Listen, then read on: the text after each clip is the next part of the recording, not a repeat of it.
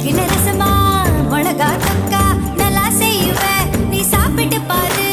நண்டு வறுக்க தெரியுமா கோழி பொறுக்க தெரியுமா ஆட்டுக்கால நசுக்கி போட்டு சூப்பு வைக்க தெரியுமா ஏன் இடுப்பு ஓரமா இருக்குதையா காரமா கண்டு நீயும் முடிச்சுக்கா எடுத்துக்கையா தாராளமா கல்யாணம் கட்டிக்கிட்டு ஓடி போலாமா இல்ல ஓடி போய் கல்யாணம் கட்டிக்கலாமா